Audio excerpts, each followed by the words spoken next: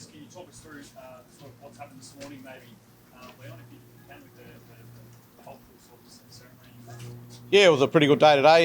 Started off with a smoker ceremony over at the G. The whole club and team took it in well, which was good.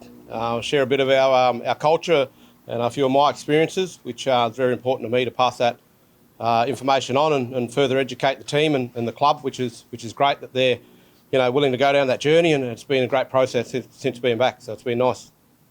How have you sort of found coming back to the club and getting involved? I mean, what sort of emotions does it bring back for you? I mean, it must bring back a lot of memories, and then to be part of this new wave of fresh success for Collingwood. Yeah, a bit nervous coming back, to be honest. But since coming back and catching up with Steele and the guys that I played with and familiar faces and that, I think coming back to the club now and it being in a place where it is, the work that's been done has been amazing, and to be back now and be a part of that and part of that journey and add my experiences and what I've gone through in my life to share that with the club and further educate them and move forward has been very pleasing. So the club's going in the right direction. Still a lot of work to do, but the pleasing part is that the club's more than willing to go down that pathway and further educate themselves and get better and hopefully influence our members and the general public to do the same. Have you noticed a change? Sorry? Have you noticed a change at Collingwood? Oh, definitely. Just touched on that. It's been, one where the education and the, I suppose, support networks out there now for the guys to want to learn and further educate themselves, is at hand now. So to be back and to be, it makes my job easier. It makes it First Nations people's jobs a lot easier to not do all the work and to have that support from, non-First Nations people at the club and everyone involved has been very pleasing. Can you talk to why you were nervous? Can you talk us through the feelings and thoughts you were having when you were preparing to come back? As much as I've had a lot of great experiences at this club, there were some times when they weren't so great. So coming back and sort of not knowing what I was walking back into, as much as I could prepare myself, it probably wasn't going to be enough until I got here and was back here day to day and inside these walls. So coming back and that's probably where the nerves come from. But to be back and sit in an uncomfortable space where not knowing what it was going to be like, to be back now and to be on this journey and all be together side by side and all wanting to do better, I think has been fantastic. Yeah, look, in my cultural ways, there's a lot of, therapeutic stuff that I do throughout my cultural practices that get me along that journey. But to be back here and, like I keep mentioning, it's been very pleasing to be back and not to have to do all the work myself, to have, the rest of the guys help me and be on this journey with me, not watch me do it on my own, has been the most pleasing part. Steele, what can you speak to the evolution of Collingwood, I guess, from when you got here and having Leon back here now? Yeah, well, I guess that's all I've ever really known is being at Collingwood. I was drafted 15 years ago and was a teenager at that time. But I see a huge change in the space and having guys like Leon back at the club. And he mentioned before about it's about sort of us getting educated as well and learning because I'd love to be able to sit down with someone that doesn't know about Leon's culture and be able to give them a story on, where he come from and the way he grew up. So I think the footy club is in a good space at the moment and it's, I suppose no surprise with guys like Leon back. Still only the fourth Collingwood player to reach 300 games. What does that mean to you? It's something that not yet. I'm very close, be very proud of. The footy club's given me a lot and, I feel like I'm in debt to the footy club. I hope I've been able to repay the faith that they showed in me, I suppose, to pick me up when they did. So, I love my time at the footy club. I was a Bomber supporter growing up, but I'll be a Magpies man forever now. So there are people inside this footy club that don't think this is your final milestone. You're 32. Do you think you've got more in you than 300 plus? Well, I hope I do. I feel like my body's in a pretty good position at the moment. I'm still contracted for next year. I've had no real bad injuries to date, so touch wood, that doesn't change. And I can just keep playing a role for the team. The team's obviously in some good form at the moment, and I'm just happy to contribute where I can. Leon, rejuvenated over the last couple of years. It seems going to be playing as well as ever? Yeah, potentially. I think there was probably, 20 and 21 weren't great years for me. And, there's been a lot of change at the footy club and at times it sort of feels like a different place. So I would say that I definitely have been a little bit. And I've always enjoyed my footy, so I won't say that I'm enjoying it anymore. But I also love winning and we've been doing a lot of it of late. Has there been any role change to help along with that, or is it other things? No, not really. I think I've been playing predominantly most of my footy out on the wing, and I'm still doing that now. So it's probably a lot of things, but there hasn't been too much as well, I think. How much Leon, skill? Sorry. what are your GPS numbers like? Are they still up sort of when we started with the cricket? Yeah, well, I think probably for us as well, the wingers probably spend more time on the ground, but I'm usually, if not the highest, maybe in the top 3 with distance covered. Clearly not the quickest, but endurance one that I've been able to sort of lean on at times. But as I sort of mentioned, the body's still in pretty good nick. Yeah, Leon, so when running Steele, as far as you would, like how far would you run? So I know the game's changed. Yeah, When you started to now. well, I couldn't remember when I started, but I don't know. I think we average probably anywhere from, I don't know, between 13 and 15 probably.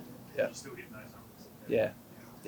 Leon, when Steele first came to the club, what were your first impressions of him?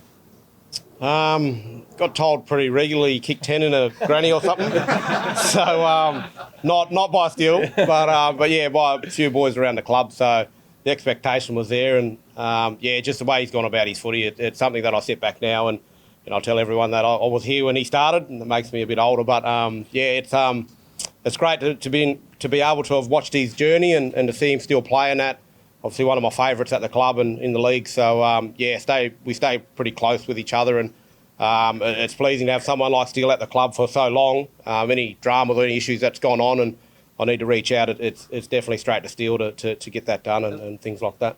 And Leon, do you remember the first final, or one of the first finals he played in 2009 when he had 25? Was that when do you remember that game really well against Adelaide? No, I don't. He stepped up at 25. Going back a while now, but yeah, no, look, I think with Steele, he's had that high level of expectation on himself, and his quality of football has been there from the start.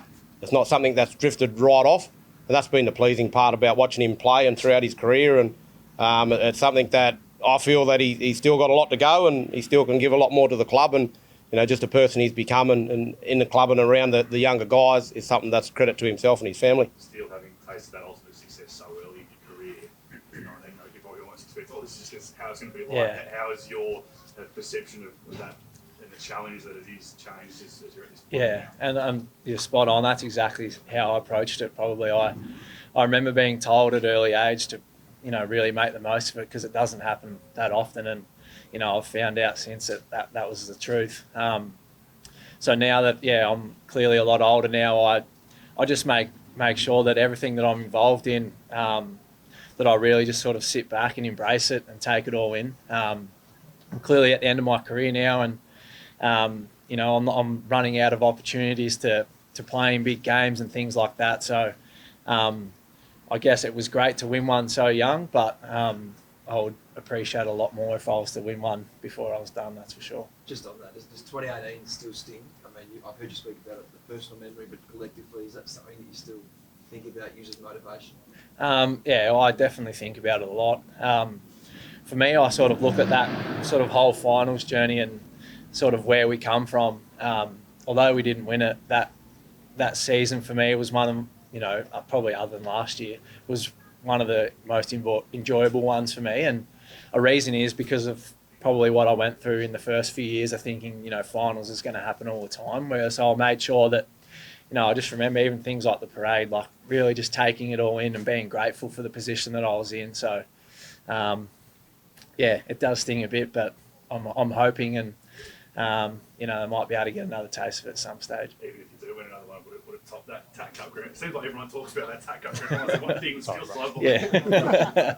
Well, it's what I'm known for. It's still Sidebottom and kick 10 goals in the TAC Cup. So hopefully I can, maybe win one more, and it'd be nice to kick 10 in that. What is it about this ground too? You seem to play a lot of goals. I think you played your first game there at Marvel. Yeah. The 10 goals came there as well. You're playing there this week. Yeah, and 250 was there against course North it was, as yeah. well. So I don't know what it is. I love to play footy anywhere, and I've been lucky to perform there a few times. So hopefully a few more to go. And you've always played with a smile on your face. You're pretty well grounded with your brothers and your family and everyone like that. Have you changed, other than the hair, has much changed, do you think? The hair's changed a lot. No, not really. As I mentioned before, like I love footy, and it's sort of all I've ever known. I feel like I'm so lucky to be in the position that I am, and there's so many people who would dream and love to be in my position. So I make sure that, you know, even when I come to training, that you know, I give it my all. I'm trying to get better every day, and just really thankful for the opportunity. And I think I've got the best job in the world, and I'll be trying to keep it for as long as I can. They'll have to kick me out. How many tickets have you had to raise this time for Shep heading down the highway? Yeah, I've had to get a few tickets. There might be probably 100 or more there. So it's exciting. It's nice to, you know, I just hope that, you know, there's been a lot of people along the way that have helped me to get in the position that I'm in. So I hope that, you know, they can get some enjoyment out of it, just as much as I have throughout my whole career. You give back though. You've got your mum a house with what you've been able to create. So it's obviously something that you like to pay homage to along the way. Yeah, it is, and well, clearly I'm not in a position without those people. So whenever I can give back and whatever it is, I don't think I'll be getting too many other people's a house other than mum.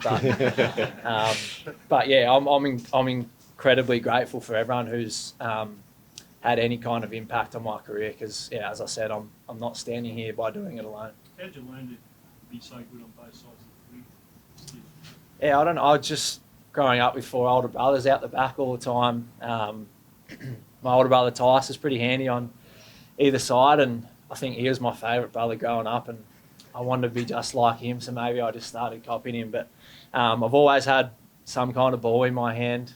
Where I've played touch footy, I've played soccer, cricket, tennis, whatever it is. I've just loved always having a ball in my hand and playing sport. And as I mentioned, it literally is all I've ever known. I've never really had a job. I've played footy.